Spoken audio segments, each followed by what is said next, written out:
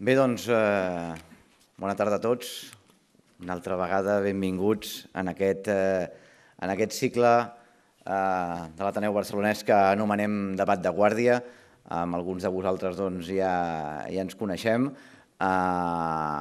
Com sabeu, un cop al mes l'Ateneu, sota aquest paraigües, intenta tractar amb experts, amb profunditat, temes d'actualitat que a vegades necessiten una bona estona de debat i de pensament.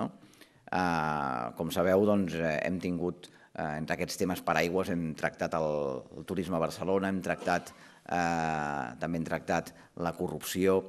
Aprofito per dir-vos també que el pròxim debat també anirà de corrupció. Ja sabeu que aquest tema és de plena actualitat i l'Ateneu ha volgut que en fessin dues parts. El dia 27 de maig serà el proper debat d'aquest cicle i tindrem amb nosaltres el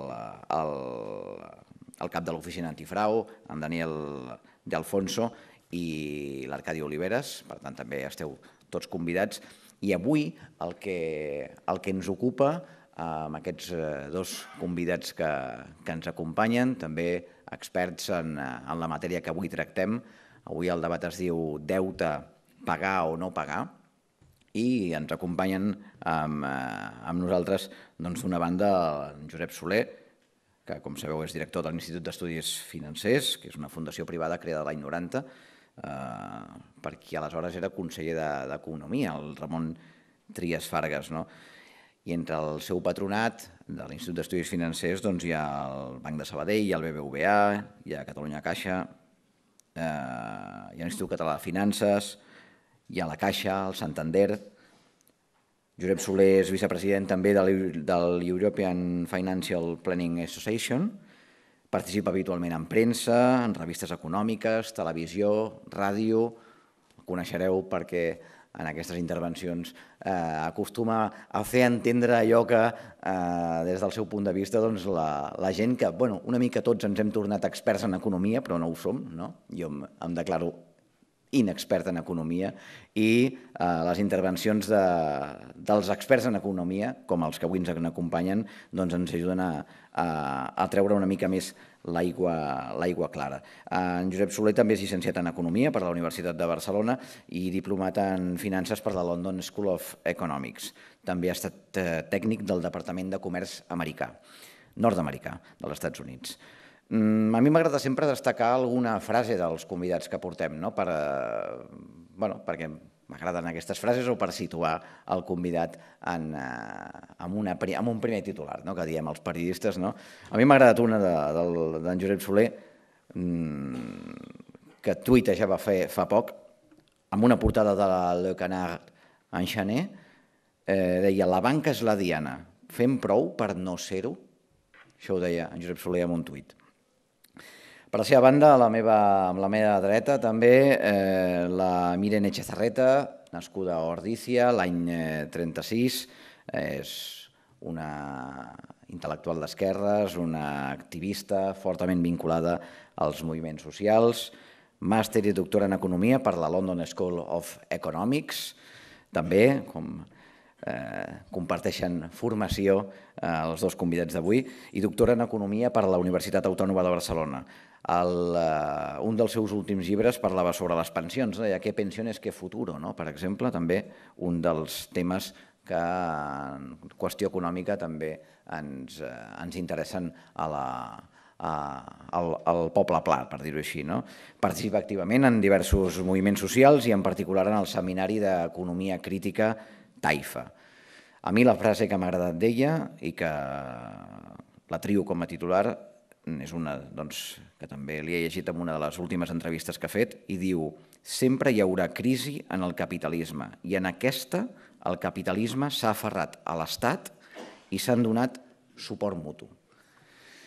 Senyor Soler, senyora Etxezarreta, comencem avui el debat. Com sabeu, el que ens interessa també d'aquest debat és que la gent que ens acompanya tingui l'oportunitat de preguntar, de repreguntar, que establim un debat viu entre convidats i públic i, per tant, l'estructura que seguirem serà una primera intervenció de 15 minuts per part dels dos conferenciants i a partir d'aquí jo tinc algunes preguntes, però prefereixo que preguntin vostès. Per tant, jo em permetré el luxe, entre cometes, de repreguntar, però el que ens interessa, els tres que estem avui a la taula, és que vostès tinguin la paraula. En primer lloc, començarà en Josep Soler per exposar-nos la seva visió, que avui és molt fàcil, no? Perquè a vegades en la convocatòria no tenim la pregunta implícita i avui sí. Per tant, deute, pagar o no pagar. Josep Soler, endavant. Gràcies. Moltes gràcies. Primer de tot, encantat, i gràcies a l'Ateneu per donar-me l'oportunitat de debatre amb una economista, amb una professora tan brillant i sobretot tan activa i lluitadora com és la doctora Etxezarreta. I per tant, encantat. Vaig tenir l'ocasió fa uns quants anys ja de compartir també un debat amb ella i per tant tenir aquesta segona ocasió estic realment molt content. Jo soc una mica antiquat i, per tant, us he dit abans que el lògic m'hagués agradat dir-li la primera intervenció a la doctora i, a més, perquè, atès el que tenim que parlar avui, dona la impressió que la resposta òbvia potser és la que, o més òbvia és la que donaré jo i, per tant, la tesis, d'alguna manera implícita amb la pregunta i amb el que avui debatrem, és la que segurament presentarà la doctora i, per tant, jo d'alguna forma podia haver complementat més. Però, en tot cas, i endavant, per suposar, el primer és acceptar l'ordre que se m'ha suggerit i encantat. La pregunta, efectivament, és dir deute, pagar o no pagar. Primera pregunta davant d'una cosa d'aquest tipus és quin deute i, finalment, si pagar o no pagar és la qüestió més rellevant. I a això em dedicaré aquests 15 minuts que m'han donat l'organització a intentar, primer de tot això, descriure una mica de quin deute podem estar parlant i, segon, evidentment, si la resposta és aquesta o ens hauríem que plantejar una segona resposta.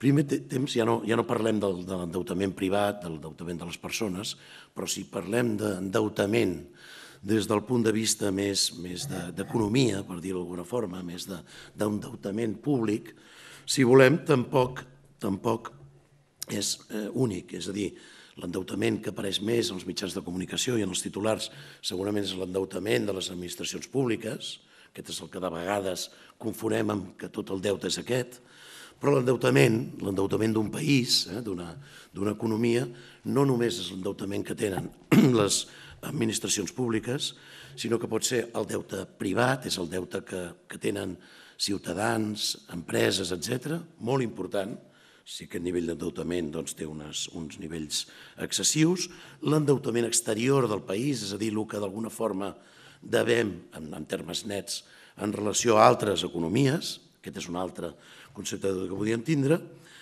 i un altre endeutament que de vegades tractem menys són, diguéssim, els compromisos. De vegades els deutes és de molt tipus. Jo assumeixo un deute determinat, el DEC, o bé dono un aval, no és un mateix tipus de deute, però puc trobar-me amb aquest deute si passen determinades situacions.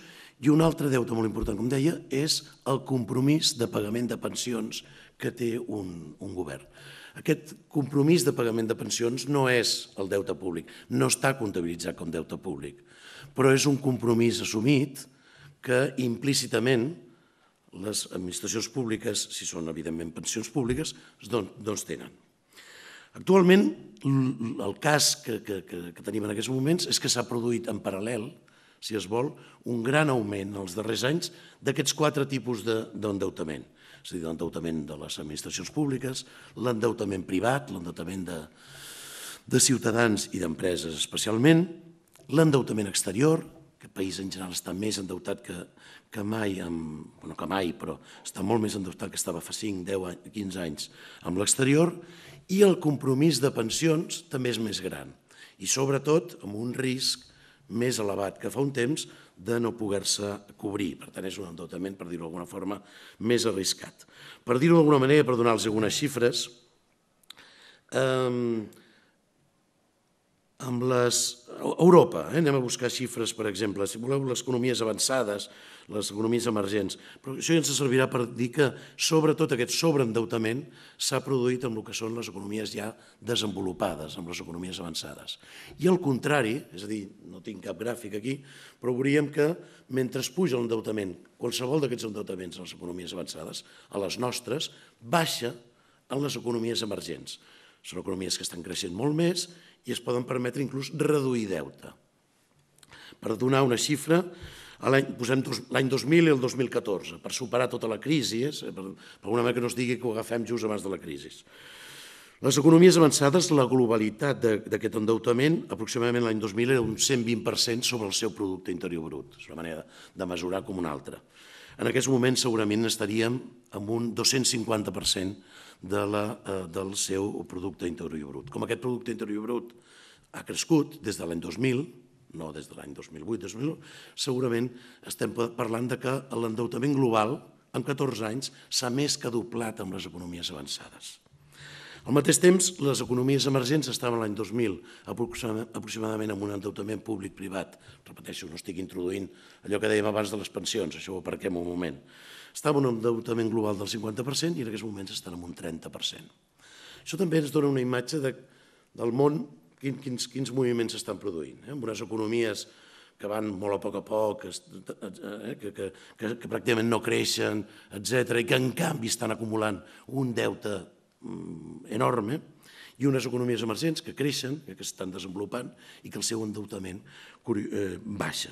A Europa les xifres són una mica més moderades que les que he donat per les economies avançades, però estan entre un 100% l'any 2000, un 150% el 2007 i aproximadament ara amb un 200%, per dir alguna cosa. Què vol dir exactament l'impagament de la deuta? Aquesta cosa que parlàvem de l'impagament i el tipus d'impagament.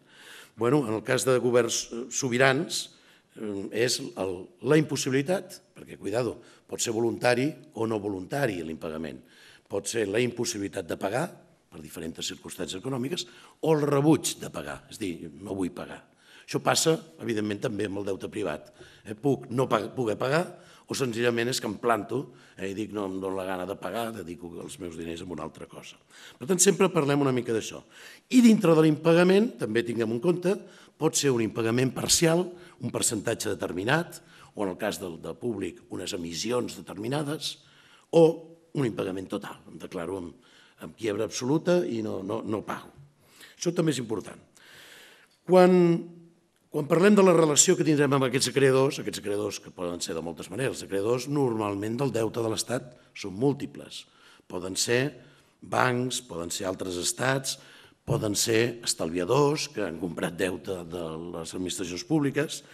Davant quan es planteja un impagament, podem negociar un retard o podem negociar que ens retallin, que ens perdonin una part d'aquest deute.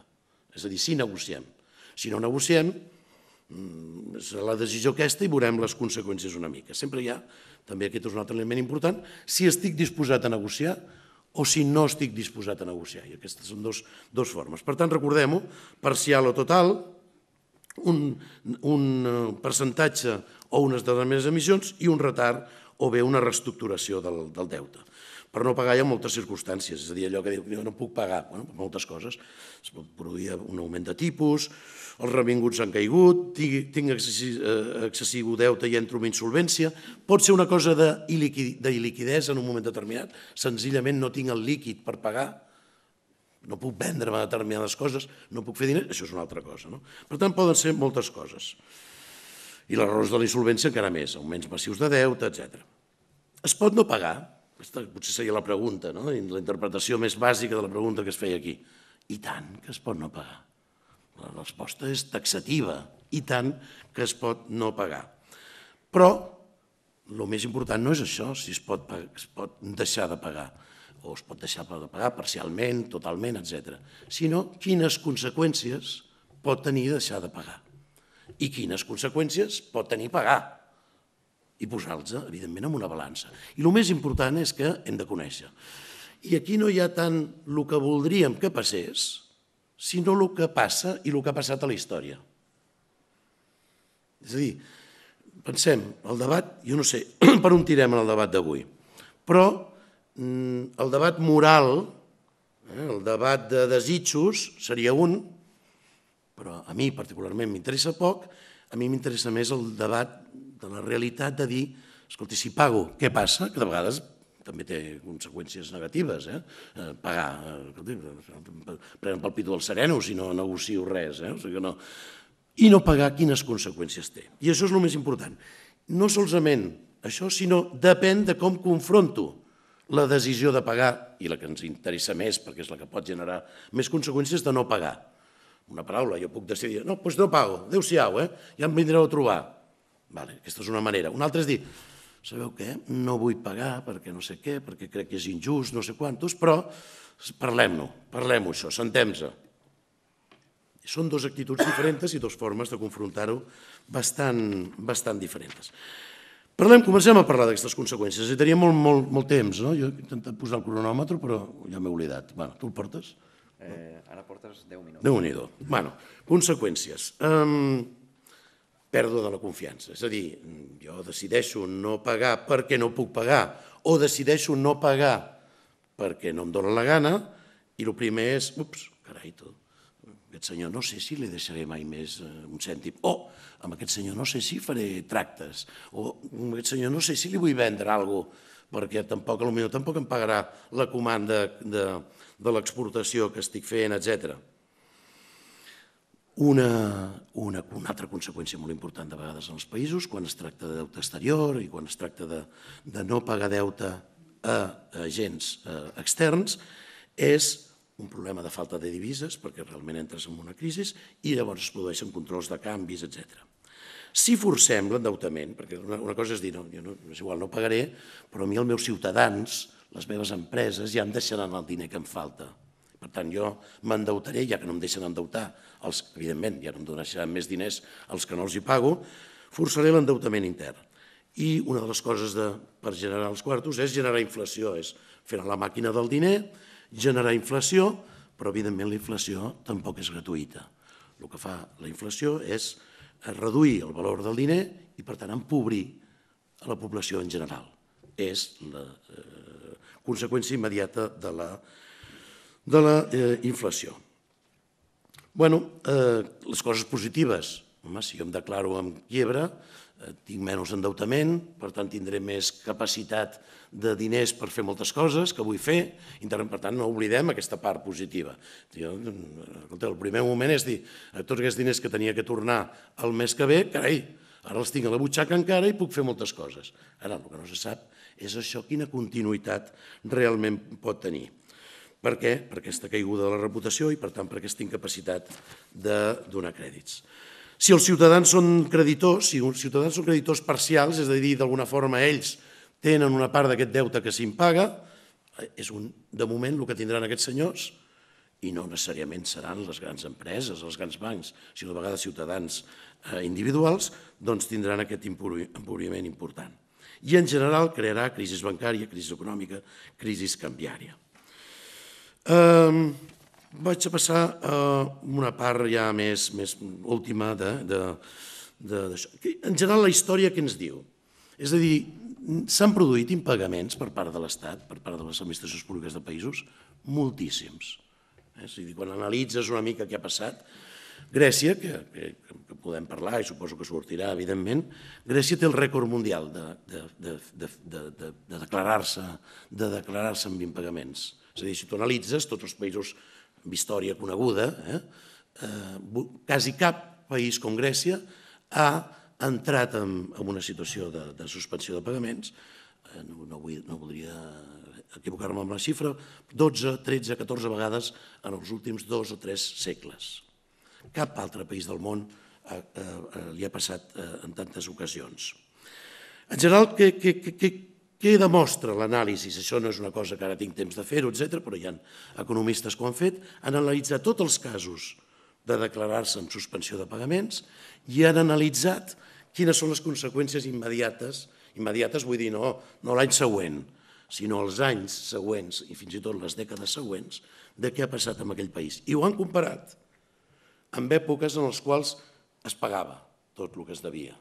I han dit, bueno, com ha anat el país quan pagava el que devia i com ha anat el país quan no pagava el que devia. Repeteixo, sigui per voluntarietat o per impossibilitat.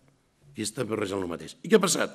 Home, doncs que el creixement s'ha reduït, és a dir, això és evidentment, s'ha reduït, hi ha hagut una situació econòmica pitjor, ha augmentat l'atur, ha augmentat la situació econòmica global d'aquell país, que, repeteixo, s'ha declarat amb suspensió de pagament, no sempre, alerta, seria mentir de dir que això és una cosa que passa sempre, però passa en una majoria de les ocasions.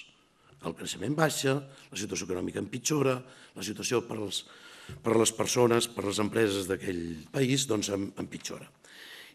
Exemples que podem agafar, no ens en anem al segle XVIII, al segle XIX, perquè seríem una situació, a més, situacions molt diferents. De vegades se produeix impagament per una pobresa repentina que es produeix per una guerra, per exemple, per una pesta fins i tot, per moltíssimes coses, tot. Però analitzem el fet, es deixa de pagar. I llavors què passa? Exemples recents i que han sortit i que surten al debat. Parlarem d'un que els ha sortit prou bé i un que els ha sortit molt malament. Dic prou bé, però veurem. El de prou bé és el cas de l'Equador. L'Equador, l'any 2008-2009, fa un impagament parcial, per altra banda, no de totes les seves emissions del deute, sinó d'unes emissions determinades del deute, diu, això no ho pagaré. Però ho va fer així, d'un dia per l'altre? No. L'Equador, en aquest sentit, ho va fer prou correctament, va anunciar amb bastant de temps que tenia intenció de deixar de pagar el deute, va espantar una mica els seus acreedors, això és molt important, i el preu del deute, és a dir, el que es pagava pels paperets que deien que Equador et devia uns diners, va baixar, imaginem que eren paperets de $1.000, i és dòlars, perquè Equador, això també és important per l'èxit d'aquest impagament, d'Equador és una economia que no té moneda pròpia, la moneda que utilitzen és el dòlar americà. I diu, jo aquest paperet de $1.000, la gent va començar a canviar-lo, a vendre'l, a comprar-li i vendre'l per $200, perdent $800 del camí. I llavors, quan això va costar $200, el govern d'Equador intel·ligentment va fer una oferta i diu, doncs ara aquest paper que ara al mercat es paguen $200, jo us en pagaré 300 i me'l quedo.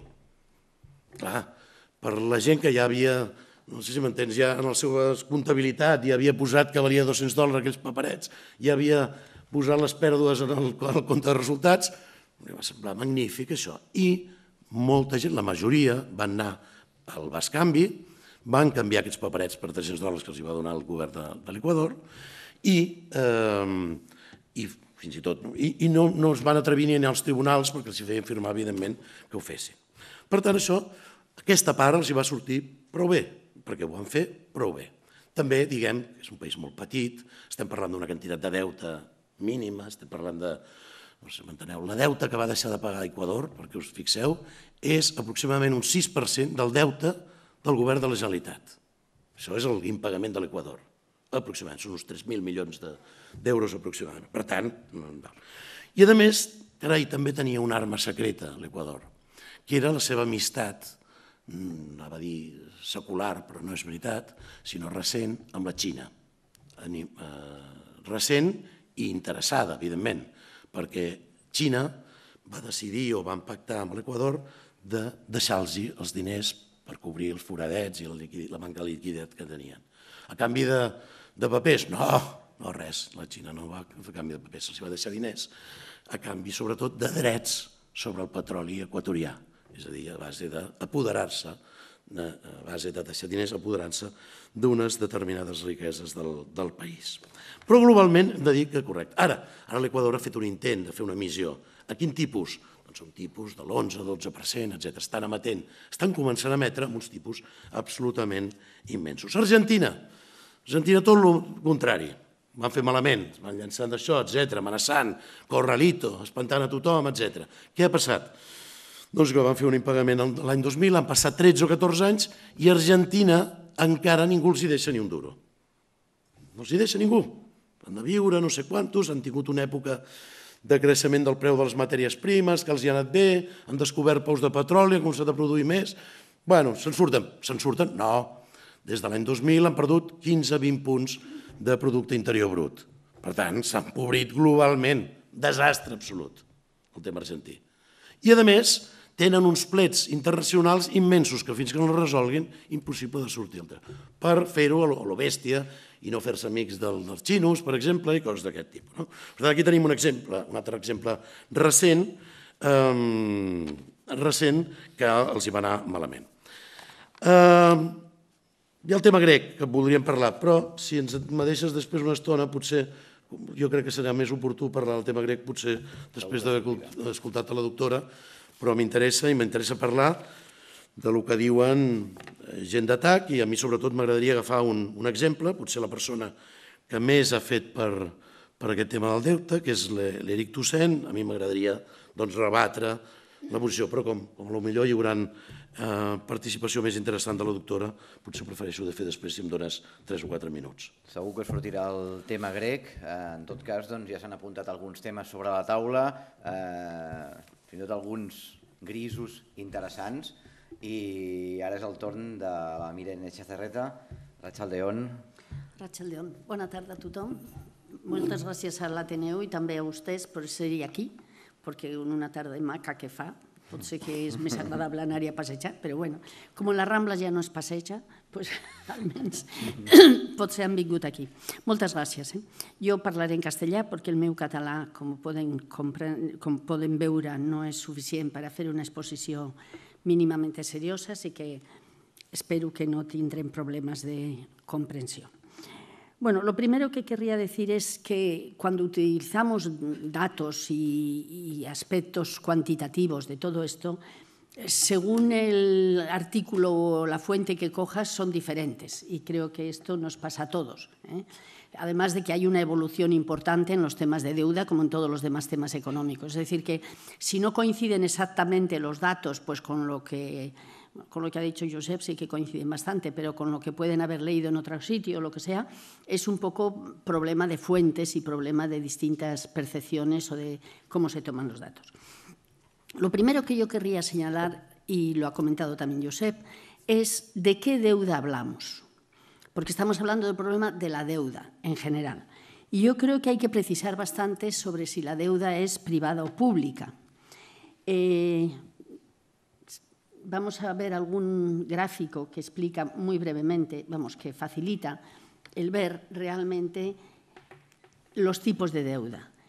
En este gráfico, que es del año 2009, y luego veremos una actualización del mismo, vemos que lo que está en naranja es la deuda pública, lo que está en rojo es la deuda de las empresas financieras, perdón, no financieras, de las empresas, lo verde son las empresas financieras y lo azul son la deuda de las familias.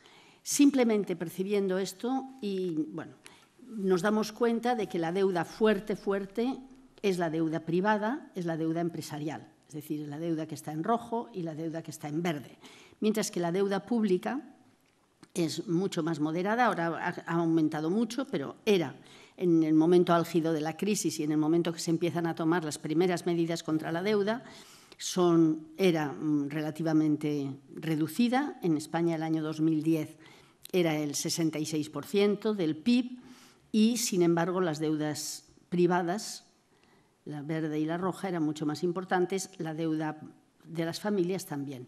Esto ha ido cambiando, ha ido disminuyendo la deuda de las empresas, sobre todo de las no financieras, porque con la crisis se importa menos y se ha exportado un poco más, y el resultado más próximo, estamos ahora en marzo del 15, es diferente, pero a pesar de todo tenemos claro, la deuda pública ha aumentado muchísimo, pero la deuda de las empresas, que están aquí mezcladas, las financieras y las no financieras, es una deuda muy considerable, pero ha bajado últimamente, y los hogares ha aumentado bastante en los años de la crisis, pero no ha aumentado más, sino que desde esta etapa sí, pero no. Entonces, lo primero que tenemos que tener en cuenta es de que la deuda fundamental, la que ha creado los mayores problemas, es la deuda privada.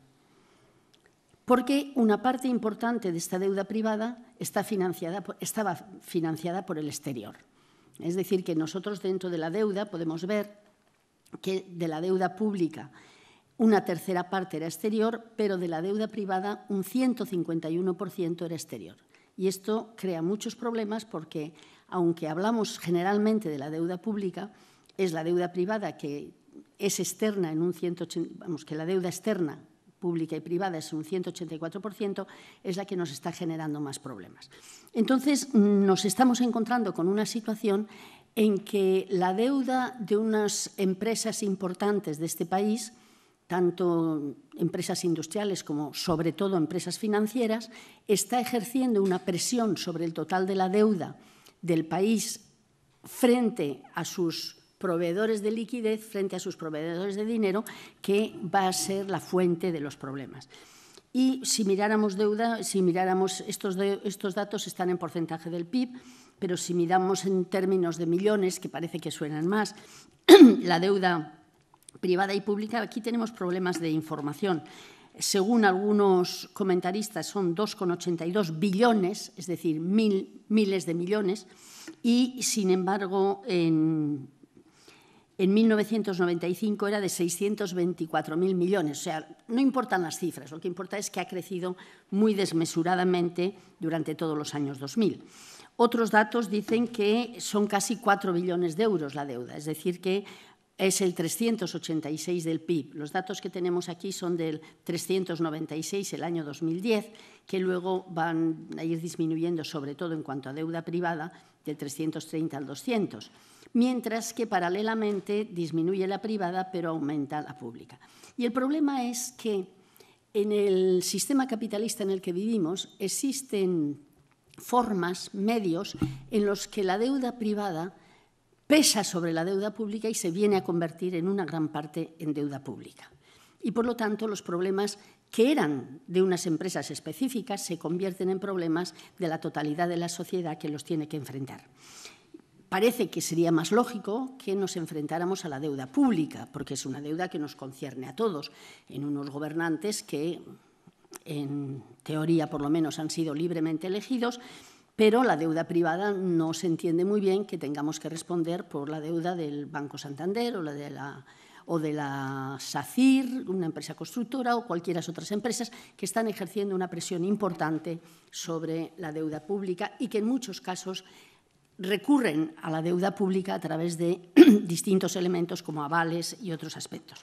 Es decir, que tenemos primero una deuda muy grande, pero es una deuda privada fundamentalmente. Y las cantidades son más o menos las que hemos señalado, el margen de las dos es grande, y el endeudamiento público, ese ha crecido enormemente, como han podido ver en los gráficos y se ve también aquí. Esta es la cifra de 2010 y esta es la cifra del 2015, no la del 2013, pero sí la del 2015, en el sentido de que mientras disminuye la privada, sin embargo, la pública está aumentando. En 2007, la deuda, cuando se inicia la crisis, la deuda era el 30 y tantos % del PIB solo. Y, sin embargo, se ha convertido ahora, el año 2015, en el 100% del PIB. Es decir, que es una deuda considerable, pero con esta divisoria de deuda pública y de deuda privada. Por otra parte, hay que señalar que sí que es una deuda alta, sobre todo la pública. Ahora voy a pasar a hablar más de la pública, que integra partes de la privada, como les he dicho. Pero la deuda pública ha crecido mucho, del 37% me parece que era en el año 2007, ahora llega un poco a ser el 100% de lo que producimos durante un año. Y es alta, pero no es más alta que la de la mayoría de los países europeos con los que nos queremos parecer que es la zona euro. Es decir, que sí que tenemos mucha deuda, pero yo, por no alargar, no les quiero enseñar otros gráficos, pero en otros gráficos se ve perfectamente que la mayoría de países de la Unión Europea tienen deudas más altas, sobre todo, por ejemplo, Inglaterra. Estoy hablando siempre de la zona euro, de los países más desarrollados, y tienen una deuda muy potente. Y por no hablar de otros países, como puede ser el caso de Japón. Japón está en estancamiento desde hace 10 años, tiene una deuda de más del 200% del PIB y, bueno, los japoneses sobreviven y sobreviven, yo creo que decentemente. Es decir, que yo creo que el problema del Estado español no es exclusivamente de cantidad de deuda, y mucho menos de cantidad de deuda pública, sino que es que somos un país que saben muy bien, los comentaristas de economía, que no solamente tiene deuda, sino que además tiene poca capacidad productiva, que nuestro tejido productivo es bastante débil y, por lo tanto, los problemas son más importantes desde el punto de vista de que no tienen confianza en nosotros, como ha señalado antes el señor Solé, que la confianza es un aspecto importante. Pero no es más alta que la de los demás países. Lo que pasa es que nosotros estamos más debilitados, digamos que no se fían mucho. A lo mejor no tenemos fiebre, no tenemos más fiebre que lo que tienen ni siquiera los alemanes, no tenemos mucha más fiebre que la que tenían los alemanes el año 2010, ahora sí seguramente, mucho menos que fiebre que los japoneses o que los británicos, pero claro, hay quien piensa que esa fiebre es el dato externo, pero que detrás el cáncer que nos corre es distinto de unos y de otros.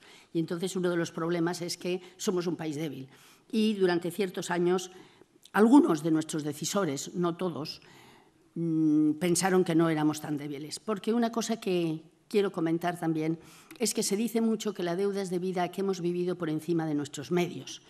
Yo creo que hay que negarse rotundamente a aceptar este punto.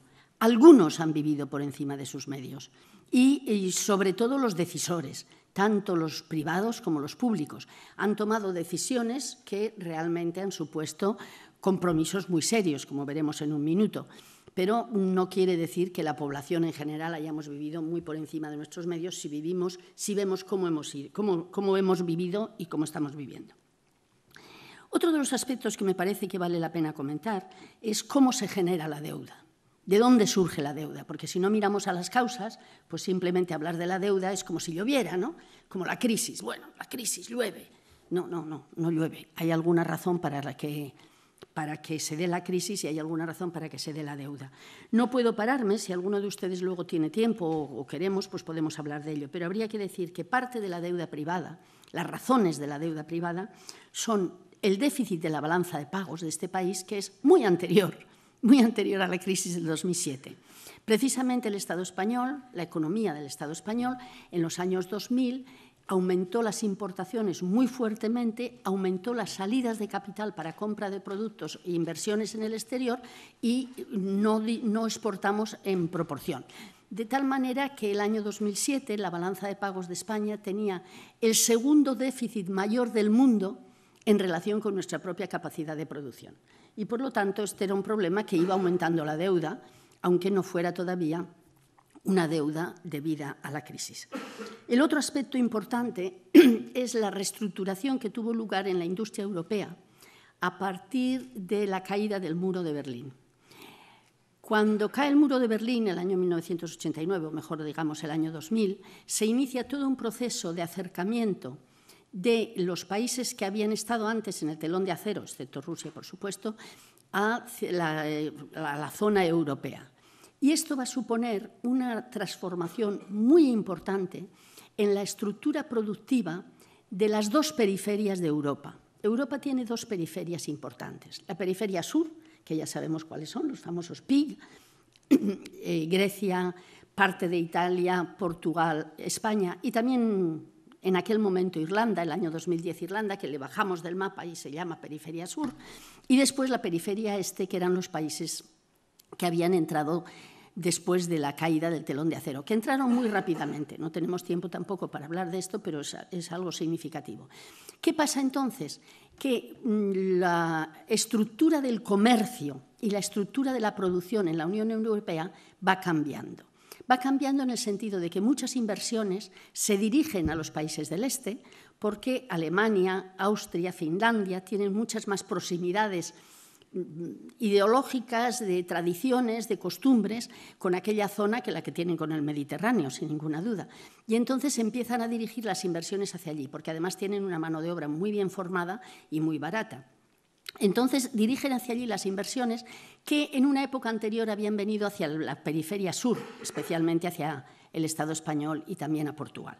Y entonces lo que sucede es que el papel de la periferia sur, particularmente del Estado español, que había sido como ser un proveedor de bienes de segunda categoría para el centro de Europa, que era nuestro comprador más importante, va cambiándose hacia la periferia este y nuestra situación cambia y nos convertimos en compradores de los productos del centro de Europa.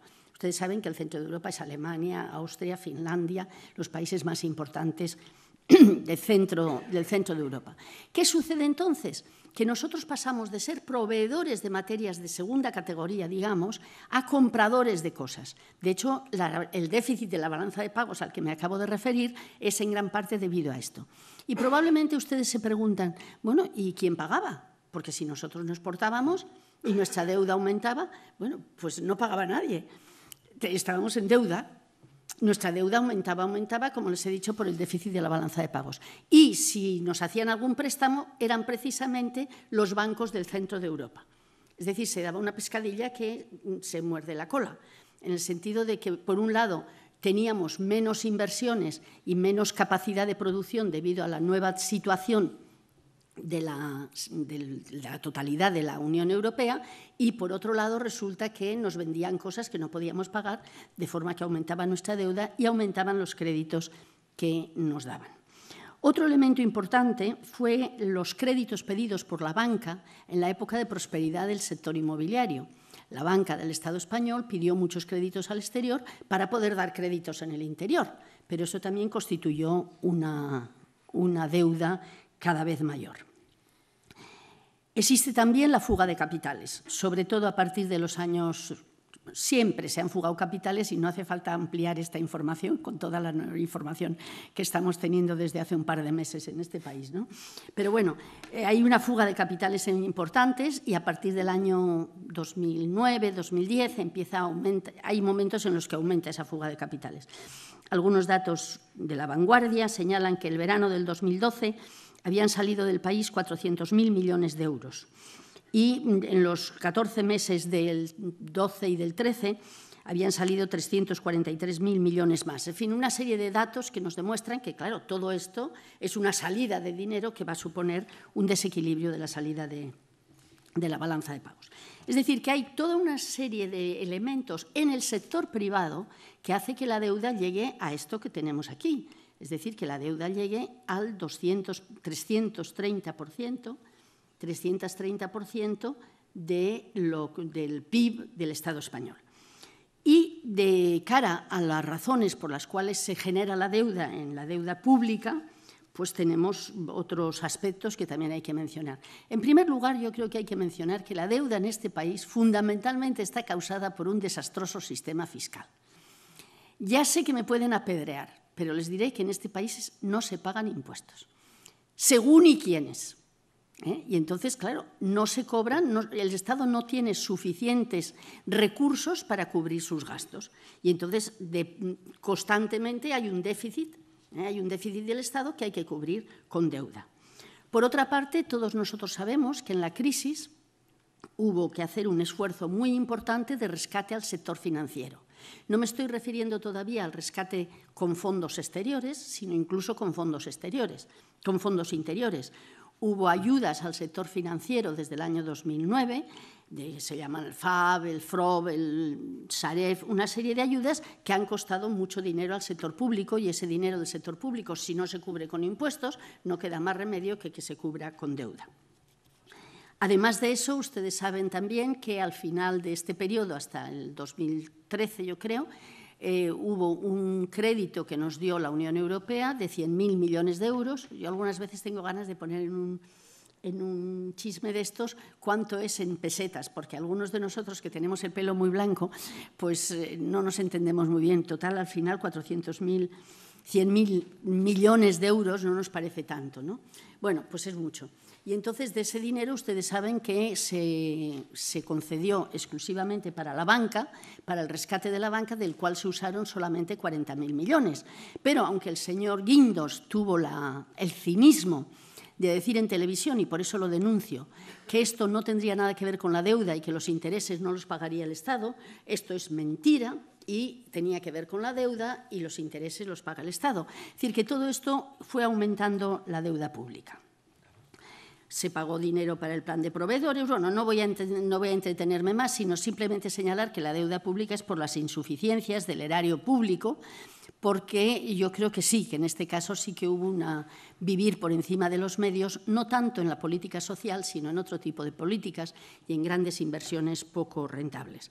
A esto hay que añadirle una política monetaria como el euro, que no está hecha para solucionar el problema de los países más débiles, y que todo esto con 6 millones de parados y una continuidad en la recesión de 2008, pues hace que el problema de la deuda no haya disminuido en absoluto, sino que al revés, la deuda desde el año 2007, que empieza a subir, se está multiplicando pues, por 2,5 o algo más.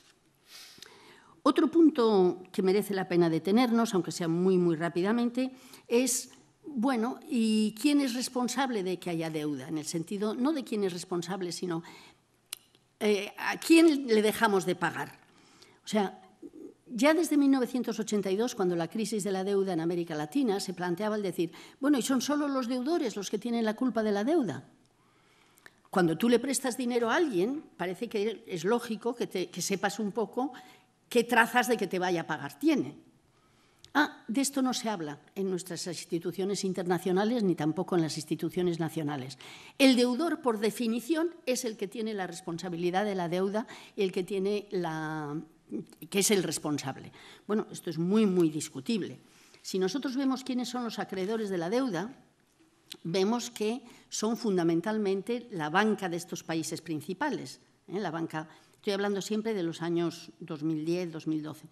La banca alemana le debemos un 22%, a Francia un 20%, a Estados Unidos el 17%, al Reino Unido, etcétera, etcétera. Es decir, que parece que es bastante lógico decir, bueno, ¿y estos dónde estaban? Si yo le dejo dinero a alguien y si alguien no me paga, lo lógico es que piense que algo han fallado ellos también. Yo a veces pienso, y esto va en contra de nosotros mismos como economistas, pero yo no sé qué asesores tienen. Y ganan mucho dinero estos asesores, pero realmente parece que no se enteran. Dices, hombre, lo menos que podían pensar es que un país como el Estado español no podía aguantar la deuda que se estaba generando con el déficit de la balanza de pagos. Y aquí tenemos una responsabilidad también los economistas españoles. Yo recuerdo perfectamente que el año 2009 y 2010, con algunos colegas, estábamos asustados de que nadie se preocupara del déficit de la balanza de pagos. No puedo entrar en los detalles técnicos, pero como estábamos en el euro, pues podíamos seguir teniendo más déficit, y nuestros economistas de la administración, pues que yo sepa, no dijeron gran cosa, no dijeron gran cosa sobre esa deuda. Entonces, bueno, esa financiación realmente, esas deudas tendrían que tener dos partes en la responsabilidad, los que no pagan y los tontos que nos prestaron el dinero, digamos de alguna manera. Y los que nos prestaron el dinero ya les digo más o menos cuáles son. La banca extranjera ha ido disminuyendo su deuda, la deuda que nosotros tenemos con la banca extranjera ha ido disminuyendo. No sé si se acuerdan del gráfico del principio, que la banca extranjera ha disminuido. Y el papel de la banca del Estado español ha ido aumentando.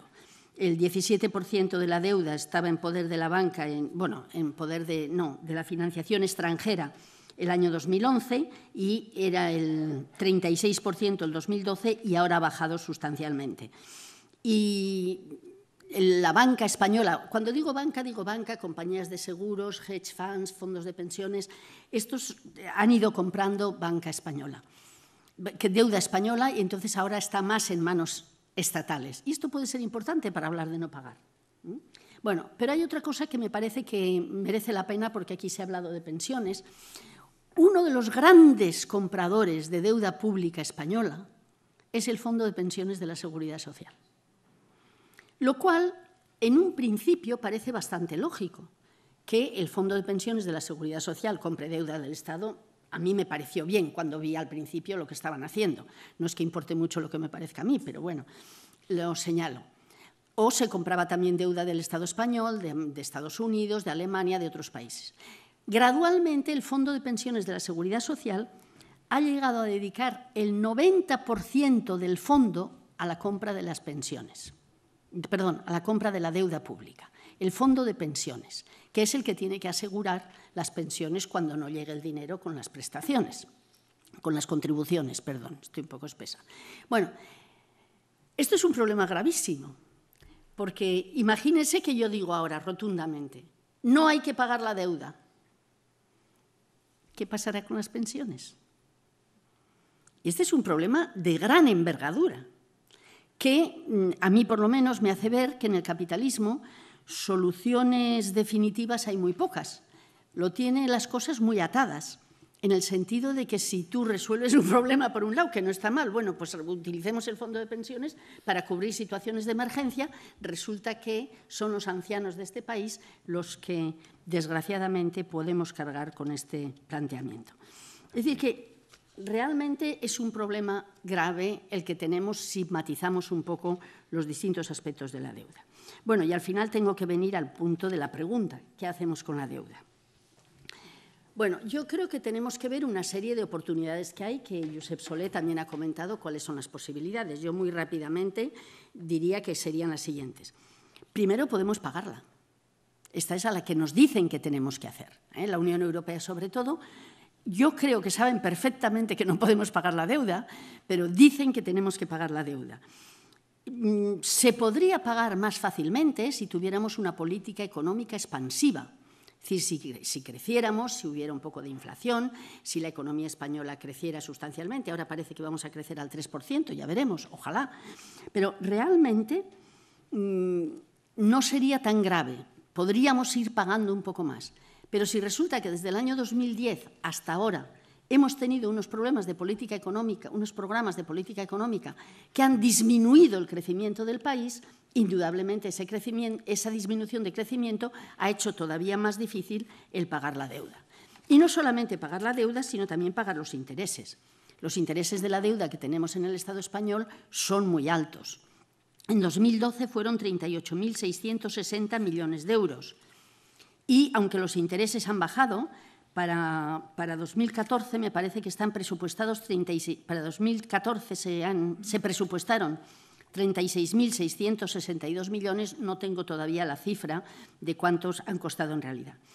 Suponen más que los gastos de personal del presupuesto del Estado y suponen más que el subsidio de paro. Es decir, que es un gasto muy importante. Por lo tanto, no sé si podremos pagar o no la deuda. Yo tengo duda de que podamos pagar ni siquiera los intereses, que será lo más importante.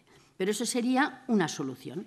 Ahora, pagar esta deuda, aparte de que sería muy difícil, pues supondría, no sé, vivir nosotros muy mal y mucho peor de lo que ya estamos viviendo, de lo que mucha gente está viviendo.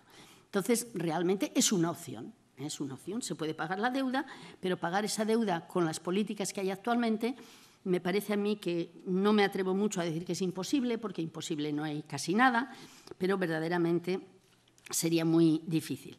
Y lo que hay que plantearse es de qué han servido estos programas de ajuste, porque la deuda era 37% el año 2007 y es 100% el año 2015, con unos programas que nos llevan así por el mundo, pues verdaderamente hay que pensar esos programas de ajuste para qué estaban hechos. Otra posible solución sería conseguir una moratoria temporal en los intereses o en la deuda también. Decir, bueno, vamos a retrasar 5 o 10 años.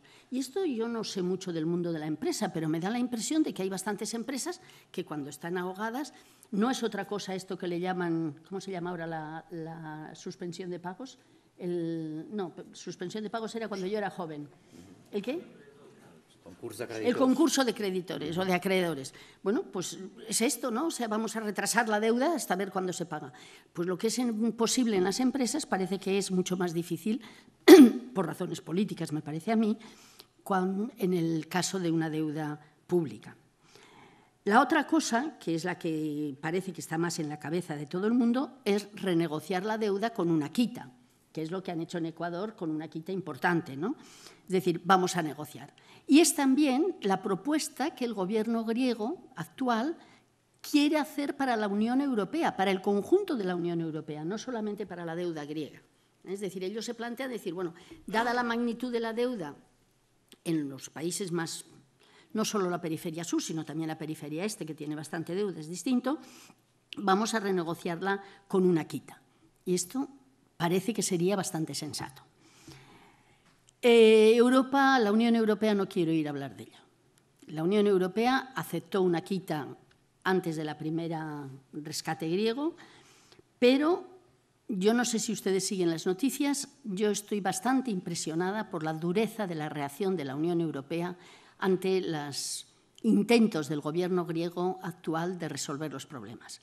No son problemas sencillos de resolver, pero cuando la única medida que parece que hay, por lo menos oficialmente, después si hay negociaciones por debajo ya no podemos decir, es decir que no a todo y ustedes tienen que cumplir aquellas condiciones que existían en los gobiernos anteriores y ustedes tienen que cumplir los memorándums de condiciones y aquí no se habla de más, están llegando, me parece, a poner la soga al cuello del gobierno europeo. Que una se pregunta, ¿y por qué tanta dureza? Bueno, ya han visto que hasta el ministro no les gusta. O sea, el Varoufakis, que la verdad puede ser más o menos agradable para unas personas u otras, pero si empezáramos a decir en la Unión Europea qué ministros gustan más y qué ministros gustan menos, pues tendríamos quizá que plantearnos las cosas de manera diferente. Pero bueno, ¿por qué esta reacción? ¿Por qué esta reacción extremadamente dura? En un gobierno que yo creo que ha pasado todos los filtros de democracia, o sea, elegido por el pueblo griego, con una mayoría importante, etcétera, etcétera. Bueno, pues yo creo que por varias razones. Primera, por el poder de los acreedores.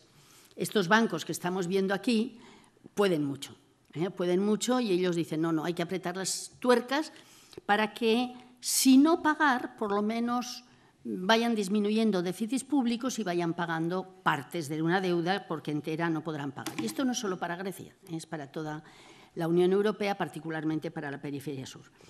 Pero además, sí, terminamos, pero solo un momentito. El poder de las razones ocultas de las políticas de ajuste. Las políticas de ajuste no están hechas para que podamos pagar la deuda. Y, de hecho, está muy claro que la deuda ha aumentado mucho. Las políticas de ajuste se han hecho para domesticar a los trabajadores y a las poblaciones de los estados que deben el dinero. Y no puedo entrar en ningún detalle, pero me tengo que conformar con decirlo así. Y la prueba es que no importa que la deuda no se resuelva. No se resuelve la de nadie, ni la de Grecia, ni la nuestra, ni la de ningún otro país. Y, por lo tanto, el objetivo no es este. El objetivo es disciplinar a las economías y, sobre todo, a los trabajadores y a la ciudadanía de los países, incluidos los de otros países también, incluido también Alemania. Y es curioso que, por ejemplo, estos días el Fondo Monetario Internacional está diciendo que estamos creciendo ejemplarmente, pero hay que hacer otra reforma laboral. Y una reforma laboral a más liberalización, por supuesto, y a menos gasto social, etcétera, etcétera. Bueno, no tengo mucho tiempo, pero simplemente señalar esto. Entonces, a ver, ¿es mi conclusión que no hay que pagar la deuda? Y yo digo, no la vamos a poder pagar de ninguna manera, pero es igual. Yo creo que mi conclusión no sería esa. Porque yo creo que no hay ningún gobierno que pueda ponerle el cascabel al gato. No veo a ningún gobierno, ni ahora en el Estado español, ni después de unas elecciones, por mucho cambio que haya en los poderes políticos. No les veo planteando una renuncia a la deuda, por una parte.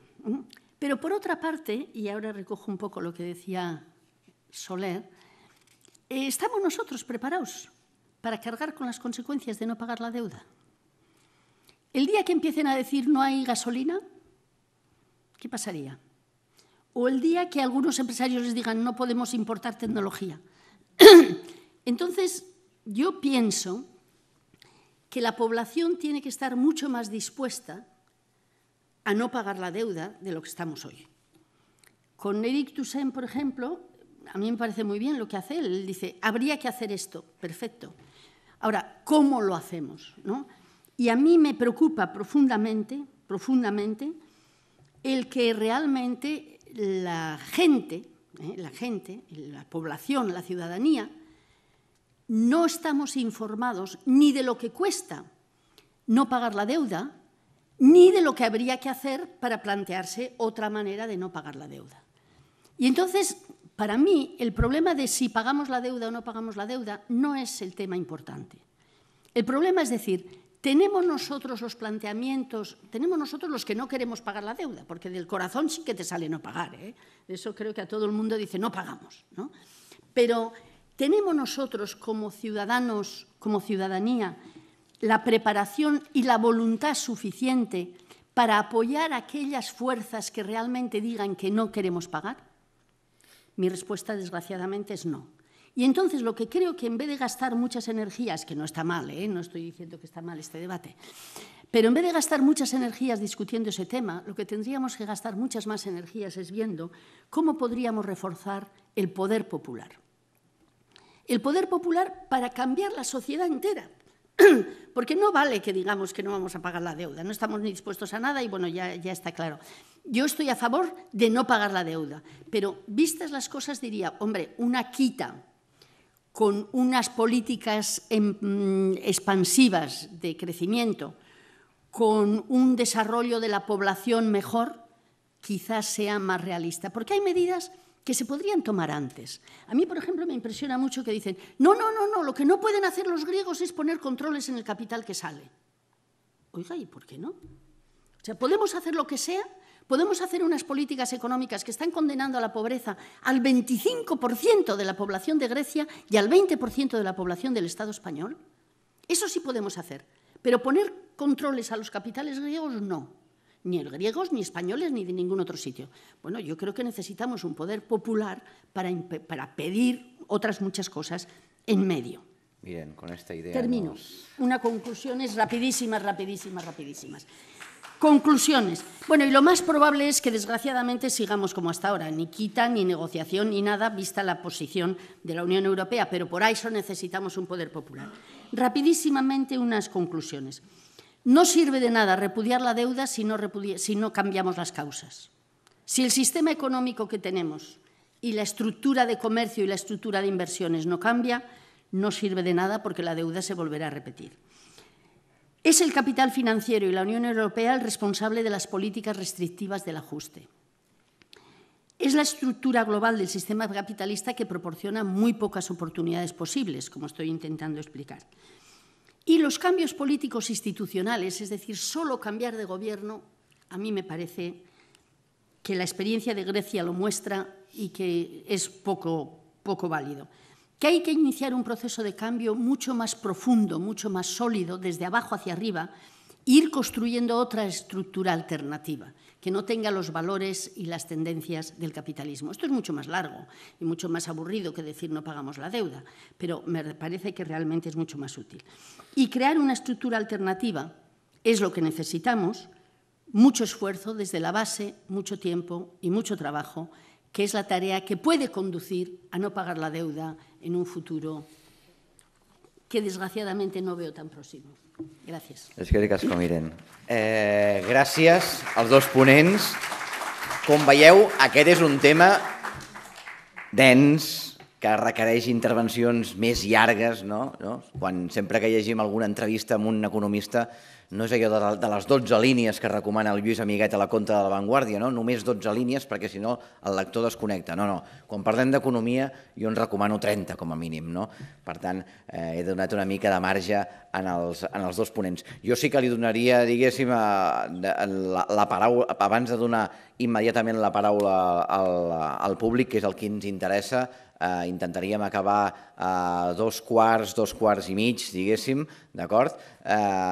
Sí, he vist que el Josep Soler apuntava moltes coses per respondre, bàsicament, i a partir d'aquí deixem la paraula al públic. Jo també crec que és la gent d'aquí baix que té que preguntar, només apuntar un parell de coses, perquè hi ha tantes, però vaja, jo tinc moltes coses de ok, que estic d'acord amb moltes coses de les que deia la doctora, o sigui que...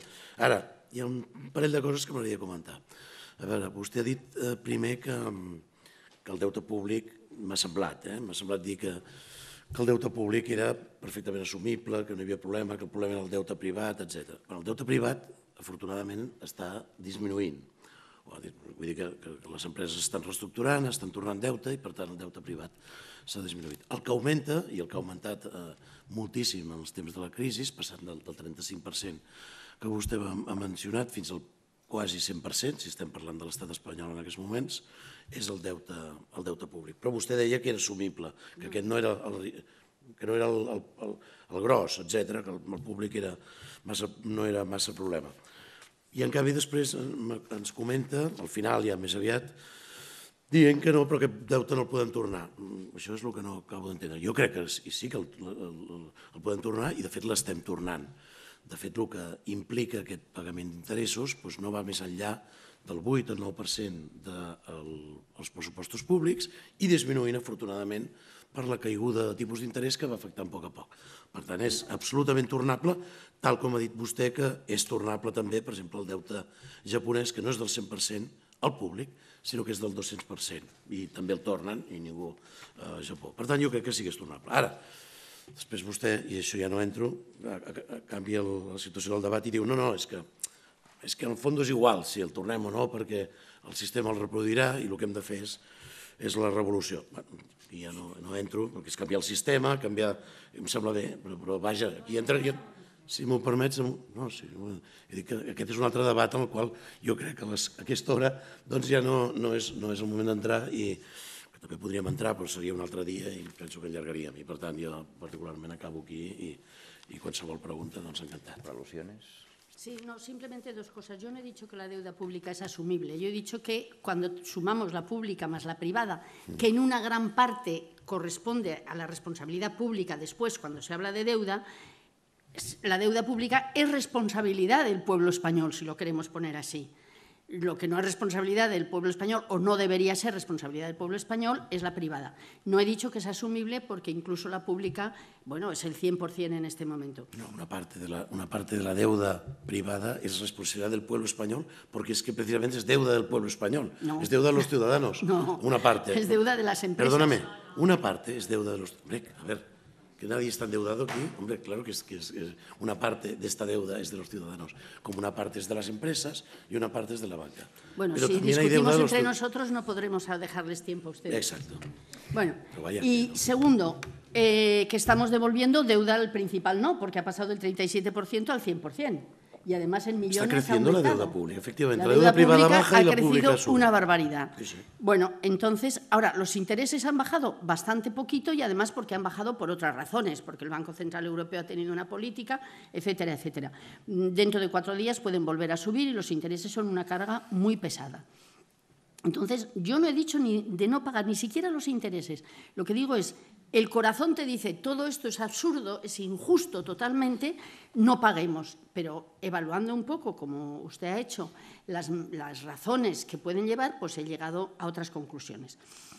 A mí utilizar palabras que descalifican no me gusta mucho. Yo sé que la palabra revolución tiene unas connotaciones que parece que a la gente le asusta un poco.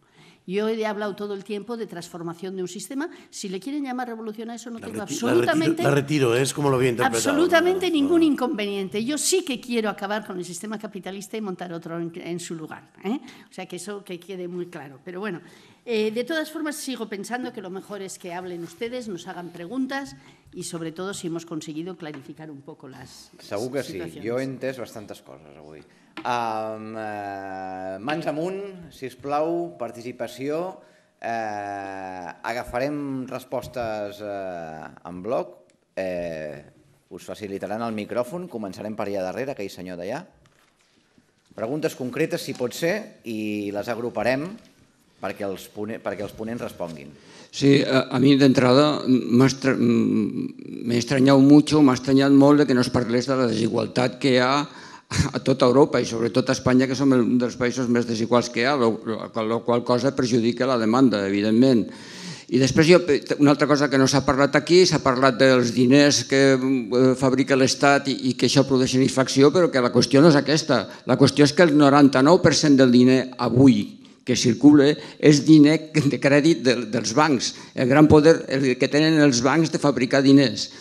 Llavors, jo penso que el que s'està fent, que l'Estat ha assumit el deute públic, o gran part del deute públic, i l'ha de tornar en base en contra de l'estat del benestar, de reduir l'estat del benestar. Això és evident. Quan les polítiques keynesianes o que per cert mai s'han aplicat polítiques keynesianes, s'han aplicat després de la guerra polítiques pseudo-keynesianes. Aquestes polítiques deien que en un moment de crisi els capitalistes no inverteixen, el que ha de tirar de la inversió és l'Estat. Avui dia no, avui dia l'Estat no pot tirar d'aquesta inversió perquè ha de pagar el deute i el que ha de fer és disminuir els salaris. Llavors jo volia dir que a Grècia el que es planteja avui dia, el que diu el Varoufakis i tota aquesta gent, és que si fracassa l'alternativa grega, que és un programa molt reformista, gens revolucionari, és un programa que intenta sortir de la crisi amb mesures pseudo-keynesianes, si fracassa això, l'alternativa que ve és a França Le Pen, a Grècia Alba Dorada, i aquí, no sé, l'extrema dreta, més encara extrema dreta, si és possible, que el que tenim avui dia. Jo tampoc estic a favor, jo estic a favor en contra del sistema capitalista, però comprenc que el sistema capitalista és un sistema molt perillós i que avui dia plantejar un programa revolucionari, si triomfés, es tallarien el coll realment com va passar a Xile i com va passar a d'altres llocs. Llavors, un programa reformista, degut a la debilitat que avui dia el moviment obrer, és necessari, però clar, ni això es pot fer avui dia. Gràcies. Més paraules, més mans aixecades, anem apuntant i després. Sí. Anem baixant cap aquí,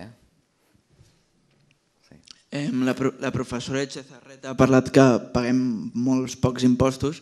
A mi m'agradaria preguntar-li si no creu que els impostos són un robatori, i li poso un exemple. El salari d'un mileurista anual són 20.000 euros.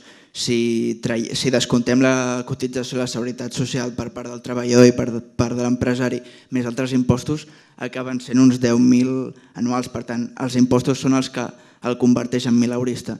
No creu que ja són suficients? Gràcies. Una pregunta concreta. Qui més? Sí? La doctora Echezarreta ha comentat abans, ha parlat sobre el poder popular i sobre com nosaltres, els ciutadans, no estàvem preparats per donar el pas que calia per impagar el deute. L'any 1917, quan es va produir la Revolució Soviètica, el nou govern de Rússia va impagar tot el deute que havien contret els anteriors sistemes dels tsars. I com a anècdota, molts anys després, als anys 80, quan Rússia va intentar tornar als mercats internacionals, va haver de pagar simbòlicament tot aquest deute. A Argentina, l'any 2001, també es va decidir impagar i al cap de 10 anys la inflació ha estat d'un 163%, és a dir, la majoria de ciutadans ara tots els diners que tenien estalviats no són res. Per tant, m'agradaria preguntar si és realment que no estem preparats o no tenim el valor per exercir aquest poder popular que vostè proposa, o és més aviat que les conseqüències d'impagar el deute són en forma d'inflació, en forma de catàstrofe econòmica i en forma de misèria tan grans que una societat avançada com la nostra no se les pot permetre. Gràcies. Més paraules per aquí baix, aquesta senyora. Gràcies. Bona nit. Bé, a mi el que m'ha interessat més, i ho dic públicament, és la senyora Echezarreta, perquè ha parlat amb molta passió i ha sigut molt didàctica, mentre que el senyor Soler, que en sap molt i ho ha explicat molt bé, jo particularment no hi he arribat a tot el que ha dit, perquè vostès són economistes, els dos, i utilitzen un vocabulari que potser el poble, nosaltres, no estem encara a l'alçada, i a mi m'ha passat això, començant perquè no sé què és una quita exactament. M'agradaria que m'ho expliquessin. Però si la paraula vol dir quita de quitar, penso que vol dir que et perdonen alguna cosa de la deuta, no sé, alguna cosa així. No sé el que és exactament. Però si és això que penso, una solució podria ser treure els interessos, recuperar el capital que has deixat sense cap guany i ja està, perquè ha carregat els interessos tantes històries. I després penso que estem en un punt que la gent sí que està preparada, això no estic d'acord. El que passa que falten persones que es diuen líders, però que aixequin això. I no parlo de Podemos, perquè aquí ara s'està barrejant moltes coses. Parlo de persones que realment, des del món de la ciutadania, i tampoc parlo dels ciutadans, perquè quan dius segons quines paraules, del món del ciutadà, de la persona llana, del treballador, de la classe mèdia treballadora, que es deia, doncs no estem per aquestes històries, estem per altres. Jo pensava, quan he vingut aquí, que seria una economia més traçada per la gent del nostre nivell, almenys del meu. No sé si aquí hi ha molts economistes, hi ha molta gent de coneixements avançats en economia, no és el meu cas. Però sí que he vist que repercuteix tot en l'economia nostra també, la de les famílies. Clar que repercuteix, però crec que es pot arreglar, com ha dit la senyora Chezarreta, doncs amb la voluntat del poble, naturalment. I clar que el poble no estem preparats per res, això estic d'acord. Tenim voluntat, però no estem preparats. I voluntat sense preparació falla alguna cosa, no? Aleshores, no em vull estendre més, ja està. Gràcies. Més paraules. Per aquí, allà baix n'hi ha una i aquí hi ha una altra. I amb això tancarem i deixarem i una altra. N'hi ha 3, d'acord? Amb aquestes 3 tancarem. Bé, jo intentaré simplificar la pregunta. Jo el que veig és que s'està creant una immensa pilota, el deute espanyol, el deute dels uns, dels grecs, a qui li devem el dèficit de la balança de pagaments, els mateixos que ens venen en fan un préstec, tothom està enganxat.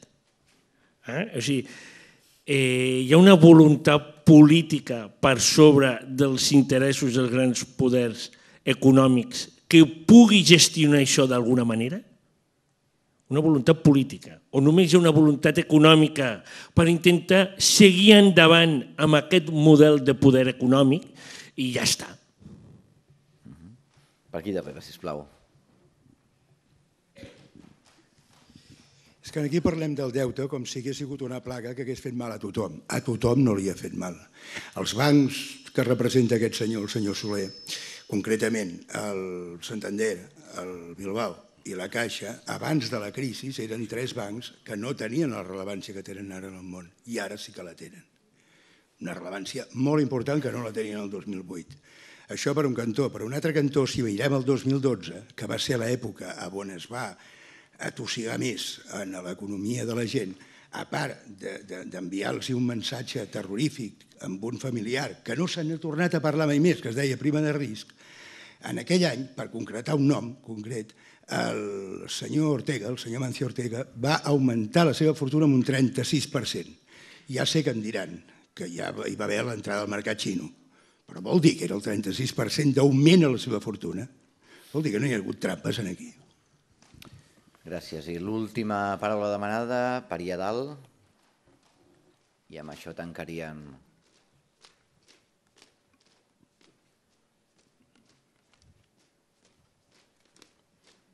Gràcies.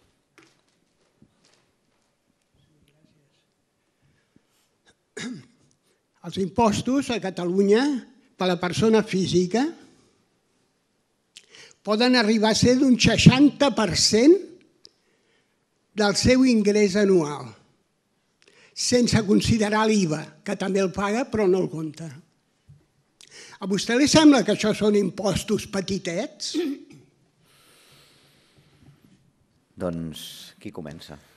Molt telegràficament, perquè hi ha molts temes, si m'ho permets. No, vamos. Prontito, sí, realmente, gràcies.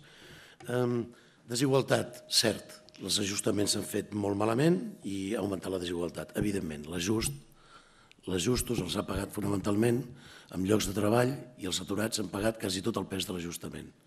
I els altres, que hem mantingut els llocs de treball, hem pagat una part molt més petita dels ajustaments. Claríssim. I això ha generat una desigualtat important. La inflació. La inflació, aquesta creació de diners. Alerta perquè potser la inflació de vegades és la millor fórmula per reduir l'endeutament. I per tant, aquí podríem tenir. Estic d'acord. Determinats experiments cap a un cantó, la llei del pèndol poden portar cap a l'altre i són molt perillosos. I l'extrema dreta, evidentment, és una gran amenaça en aquests moments a Europa i hauríem de vigilar, però alerta, vigilant tot, no senzillament que triomfi un cantó perquè el pèndol no es mogui cap a l'altre cantó. Els impostos, aquest senyor ha dit clarament, i jo el corregiria, fins i tot una mica més del 60%. el patrimoni més l'IRPF és el 60%, però vostè després pagarà algunes altres coses, etc. Per tant, és més d'aquesta renda. I per nivells de renda, tampoc del senyor Amancio Ortega, sinó per gent menys, exacte. A mi em preocupa molt quan sento ciutadans no preparats. Em sembla un tema perillosíssim, que anem parlant de ciutadans no preparats. Què vol dir que els ciutadans no estan preparats? Els ciutadans saben perfectament el que volen, estan preparats, i si no ens agrada el que els ciutadans decideixen, no vol dir que no estan preparats, sinó senzillament que no ens agrada el que els ciutadans en un moment determinat pensen. Però dir que els ciutadans no estan preparats, perdoni, em sembla que es tindria que dir amb molt més compte, o que el poble no està preparat, que és una altra cosa. Els interessos, escolti, sí que és important la caiguda dels interessos. Hi ha una gran part del deute públic europeu que en aquests moments està pagant interessos negatius. Sap què vol dir? Que potser si continua aquesta tendència, el deute espanyol en aquests moments, hipotèticament, si per exemple hi tingués un venciment mig de 5 anys, podria tenir interessos zero. Per tant, podríem dedicar aquests diners que s'està pagant en aquests moments, que no són 35.000 milions en aquests moments, sinó que és menys, es podrien dedicar a tornar capital. Encara una raó més per dir que aquest deute és absolutament tornable. La pilota, estic d'acord. Escolti, a veure, aquest món que vivim els últims 40 anys s'ha convertit en el món que coneixíem de l'estalvi i de la inversió, que és el que primava. Ara prima l'endeutament i el consum. O, si es vol més, el consum a través de l'endeutament. Cert, ho comparteixo plenament. Un desastre que no sé on ens portarà. Els bancs que jo represento, home, no em vulgui ni tant de mal ni tant de bé. Jo no represento cap banc aquí, sinó una entitat en la qual està participada pels bancs i que, per cert, des que existeix, no els ha tingut que demanar ni un duro als bancs, a pesar que figura que manen, o diuen que manen, etc. L'única cosa, i em disculpo davant d'aquesta senyora que ha dit que no ha entès el que jo he dit, he intentat a la mesura del possible anar a poc a poc, i potser sí amb aquesta veu que no s'entén gaire, però anar a poc a poc i explicar 4 o 5 coses, etc. Però em sap greu realment que no li hagi pogut transmetre ni una idea i que tot el que he dit no ho hagi entès, em sap greu. Un altre dia, de veritat que vigilaré molt més encara de la forma que ho dic. No, li dic en sèrio que em sap greu. No, cap res, de cap nivell, de veritat. Gràcies. Miren. Bueno, yo antes de lo que ha dicho Soler tenía escrito aquí el clarificar lo que yo quiero decir, que no está preparada. Las personas, efectivamente, estoy totalmente de acuerdo con él y con cualquier persona, saben muy bien lo que les conviene y lo que no les conviene. Pero saben muy bien lo que les conviene y no les conviene dentro de unos parámetros. ¿Cuántos fumamos? Pues mucho no nos conviene. ¿O cuántos estamos gordos? Tampoco nos conviene. Es decir, lo que realmente sabemos las personas, y por eso pido excusas, porque mi intención no es decir que la gente no está preparada. La gente está preparada. Lo que pasa es que la gente tenemos una serie de valores que nos impiden pensar en cierto tipo de cosas. Tenemos unos valores enormemente individualistas, tenemos unos valores en que lo mío es lo único que importa, tenemos una serie de valores, porque no nos podemos olvidar de que en esta sociedad, y en cualquier sociedad, la sociedad conforma los valores. Acaba de decir Soler, que yo comparto totalmente lo que ha dicho, que estamos viviendo una sociedad de consumo a través del endeudamiento y que eso es un desastre. Bueno, pero eso está influido por muchas fuerzas sociales, también por las apetencias individuales, no diré que no. Entonces, cuando yo he dicho que no está la sociedad preparada, no es que las personas no están preparadas para saber lo que les conviene, sino que eso que les conviene está conformado por una serie de valores y por estructuras que tienen muchísimo peso. No tengo más que mencionar la televisión y otros muchos medios de comunicación y el ambiente general que se vive. En lo positivo también hay elementos positivos. Lo que yo pretendía decir, y no sé si ahora conseguiré aclararlo, es que las personas, tal como estamos ahora, no estamos dispuestas a vivir de otra manera o a integrar cierto tipo de valores que harían más fácil el que tuviéramos una sociedad más justa y más armónica. Y no voy a seguir por ahí, espero que entiendan mis excusas y también lo que yo quería decir. El compañero que ha hablado de la desigualdad, yo le diría, por supuesto, pero es que no hemos venido hoy, o yo no creo, que hemos venido a hablar de las consecuencias que tiene el pago de la deuda. No podemos en 15 minutos hablar de todo eso. Y, sin ninguna duda, la desigualdad es un elemento importantísimo, pero tendrían que organizar otra sección. Y lo que sí le diría es que reducir el estado del bienestar, que es lo que nos dicen, no ha reducido la deuda. Todo lo contrario, y no voy a repetir otra vez, que se ha triplicado casi. En la cuestión de impuestos soy más beligerante, si me permiten.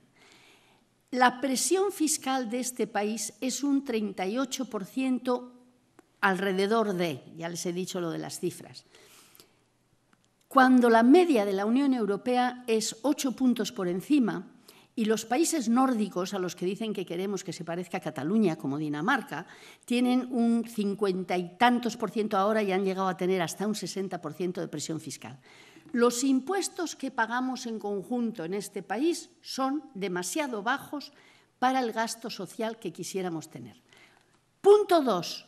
¿Quién paga esos impuestos? Yo le he dicho de pasada, y quizá me permiten ahora hablar un poco más de eso. Claro que algunos estáis pagando o estamos pagando muchos más impuestos de lo que nos corresponden, pero no tenéis nada más que mirar los datos de lo que pagan las grandes transnacionales, de lo que pagan los beneficios de las grandes empresas, de lo que están pagando los SICAV y los fondos de pensiones. O sea que el decir a los dos compañeros que han puesto en cuestión lo que yo he dicho de los impuestos, están ustedes en su derecho, si los miramos desde una óptica personal. Como sociedad, los que más tienen no están pagando, ni siquiera muchos, casi ninguno. Y ahí es donde tenemos que tener poder popular para forzar esto. Poder popular para presionar a que haya un sistema fiscal mucho más equitativo. Cuando yo era joven, que es obvio que hace bastante tiempo de esto, se solía decir que más paguen los que más tienen. Pues ahora está al revés. Pagan más los que menos tienen. Entonces, es en este sentido que yo digo que se pagan pocos. Como Estado español no se recupera, no se recauda el suficiente dinero para poder cubrir las necesidades de un Estado moderno como el Estado español, porque hay una abrumadora desigualdad en el sistema fiscal. No sé si esto sirve como respuesta. Que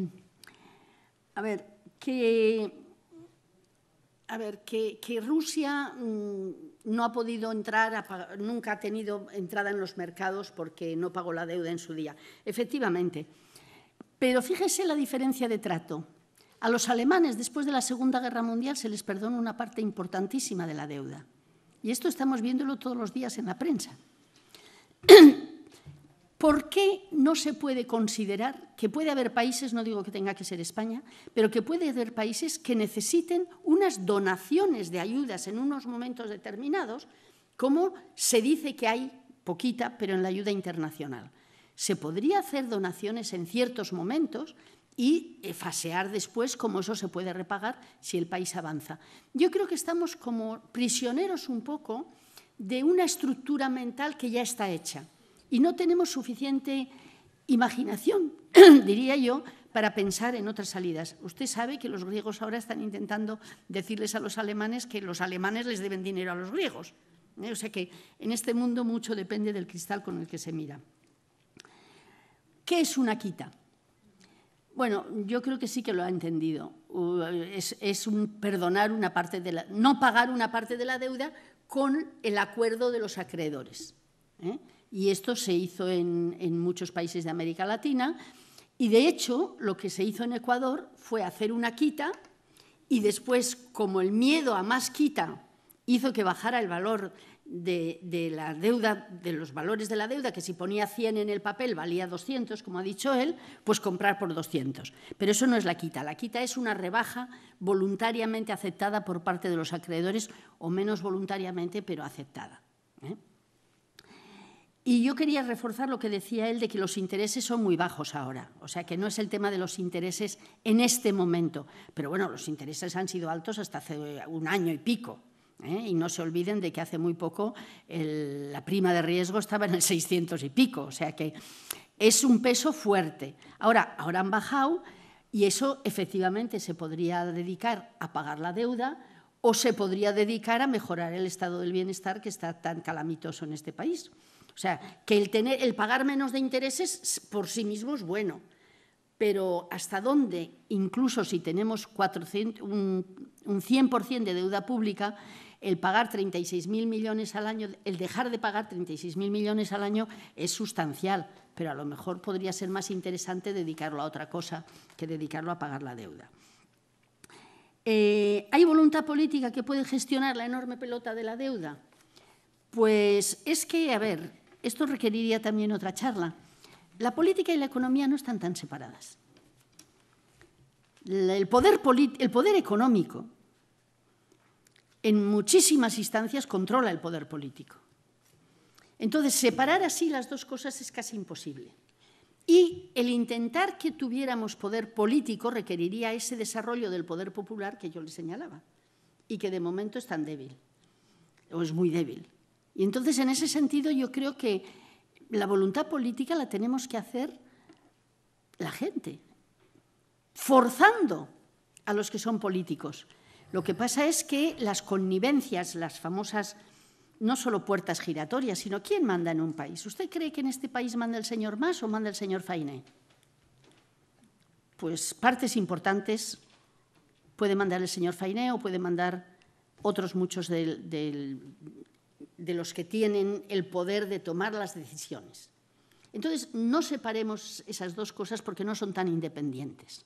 Y la única forma de conseguir que haya un poder político es a través de unas grandes mayorías que sepan muy bien lo que quieren hacer, lo que quieren conseguir y que se puedan organizar para lo que quieren conseguir, porque individualmente todos sabemos lo que queremos. Todos sabemos que queremos una sociedad justa, una sociedad armónica, una sociedad sostenible, una sociedad equilibrada. Sí, pero colectivamente hay fuerzas distintas. En las sociedades hay clases sociales, no se nos olvide. Y lo que una clase social puede querer, puede no querer otra. Y depende del poder que tengan. A mi juicio, en este momento, el poder económico tiene mucho más poder que las otras clases sociales. Y la única forma de compensar ese poder económico tiene que ser con un poder político desde la base. Es lo único que yo creo que puede alterar esta situación. Moltíssimes gràcies als dos convidats. Un aplaudiment ben fort. Hem d'organitzar un altre debat d'aquest tipus perquè veieu que la cosa dona de sí. Jo m'havia apuntat tot de preguntes, que ha sortit tot, política o economia, Grècia, portes giratòries, pensions... Han sortit molts elements i jo crec que avui ens en anem amb coses enteses, fins i tot lo de la quita. D'acord? Moltes gràcies per estar amb nosaltres. Els convoquem en aquest debat de guàrdia el pròxim 27 de maig, si volen estar amb nosaltres, parlant de corrupció i estarem en contacte en pròximes convocatòries. Gràcies, Miren Etxezarreta, gràcies, Josep Soler, gràcies a tots vosaltres. Gràcies.